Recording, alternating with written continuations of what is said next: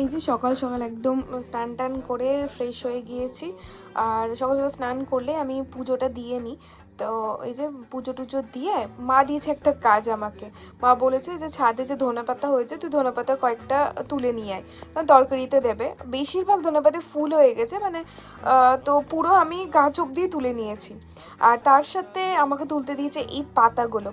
এই পাতা আপনারা বলুন কে কে খেয়েছেন আর কি পাতা এটা? আমার খুব ভালো লাগে, আবার অনেকে পছন্দও করে না, এটা একটা স্মেল আছে। তো এই পাতাটা বড়াও খায়, আবার তরকারি দিয়েও খায় অনেকে। তো আপনারা বলুন যে এটা কি পাতা আর আপনারা খেয়েছেন কিনা। আমার খুব ভালো লাগে। অনেকের পছন্দ হয় না কারণ এটার গন্ধের জন্য, বাট খাওয়া শরীরের জন্য খুব ভালো। কাঁচকলা পেঁপে দিয়ে খেতে খুব ভালো লাগে। আর আজকে মেনুতে হয়েছে একদম ডিম কষা, আমার ফেভারিট।